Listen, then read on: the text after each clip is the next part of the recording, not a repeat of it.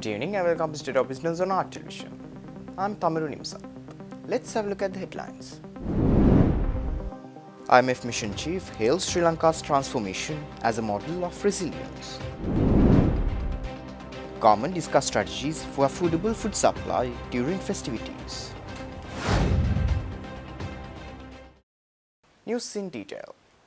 The International Monetary Fund's Senior Mission Chief for Sri Lanka, Peter Brewer, has commended the nation's remarkable economic turnaround, describing it as a model of resilience and transformation.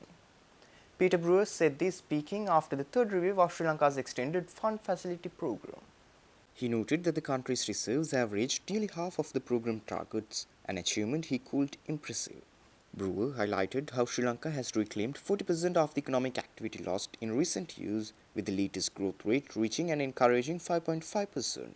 This rapid recovery is not just about numbers. Brewer emphasized its tangible impact: rising income levels, poverty reduction, and more opportunities for citizens to thrive within Sri Lanka. With a stabilizing economy, he predicted fewer people immigrating in search of opportunities and perhaps even a return of those who had left during the crisis.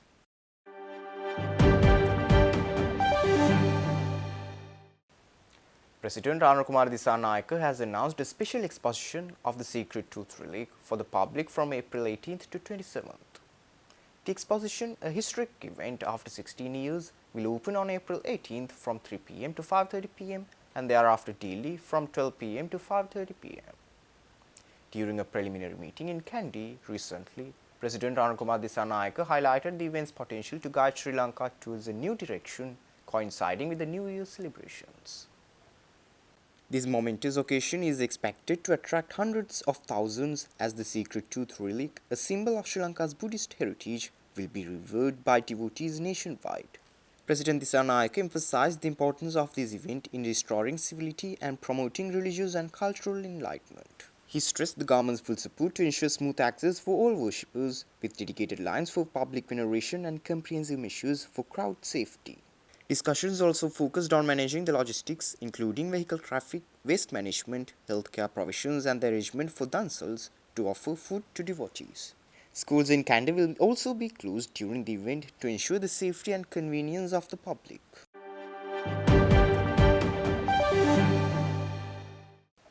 The fourth meeting of the Food Policy and Security Committee focused on guaranteeing an uninterrupted supply of essential food items at affordable prices during the festive season.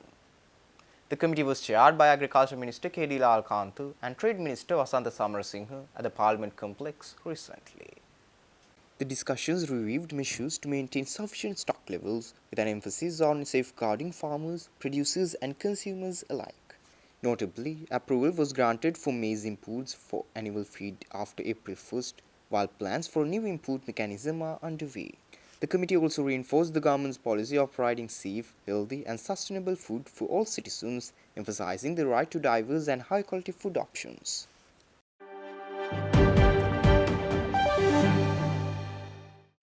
Stay tuned. We will return after this short commercial break.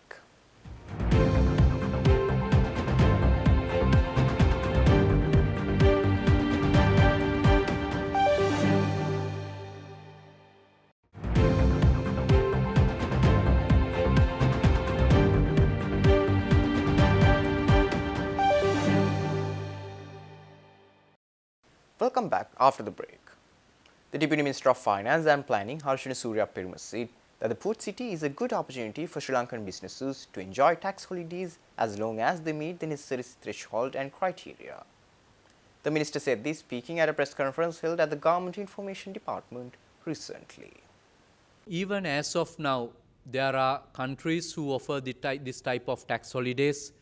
They can shift themselves into a country offering such benefits, whereas a Sri Lankan entrepreneur, Sri Lankan business going overseas to enjoy such benefits, Port City has given a wonderful opportunity for such businesses who have reached those thresholds in terms of investment level, in terms of number of employees, because these ventures are to be incorporated, established and registered in the Port City are expected to provide services for foreign clients, generate foreign income, not to compete with the businesses in the mainland within the Sri Lanka.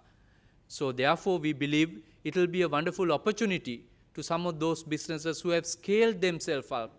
It may be in the IT sector, as you asked, if they are of the view, instead of going into a different country, leaving Sri Lanka for good, it will be a better option for them to consider getting into the port city, subject to meeting the minimum thresholds and criteria. There are investment criteria, employment criteria, timing criteria in terms of bringing the investments and getting the number of employees on board. So we believe it will be a win-win situation.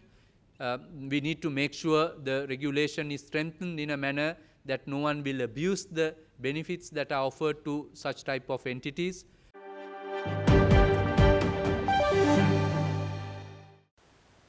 Sri Lanka officially inaugurated its National Geographical Indications Registry, a landmark development in protecting and promoting Sri Lankan products on the international stage.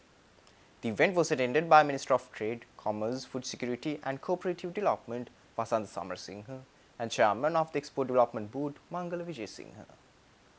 This journey began with the registration of Ceylon cinnamon as a protected GI in the European Union following years of efforts led by the Sri Lanka Export Development Board and UNIDO.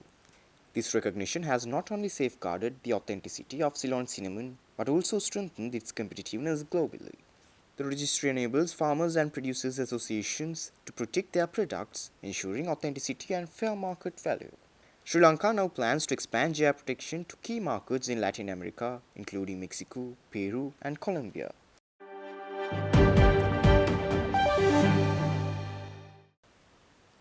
The Sri Lanka Foreign Employment Bureau is offering free job placements for qualified candidates, paving the way for a brighter future abroad.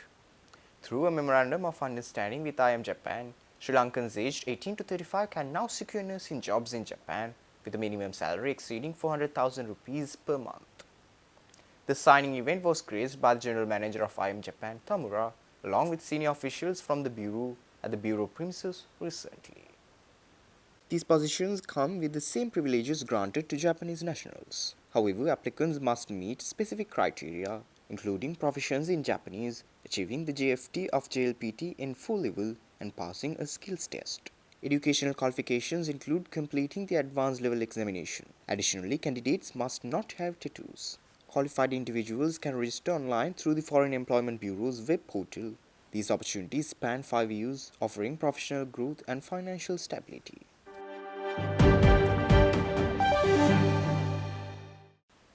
Stay tuned for stock update.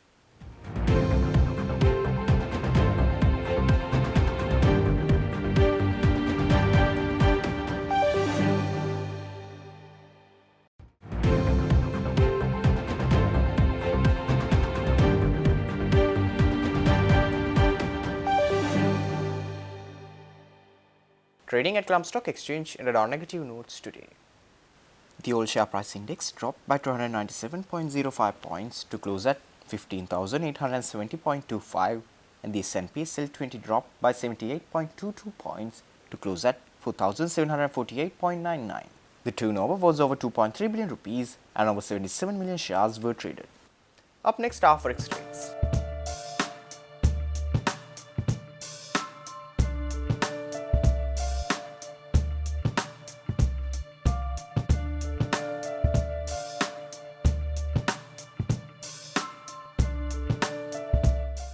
That's all our news for today. For this and more, subscribe to our channel on YouTube and follow us on Facebook.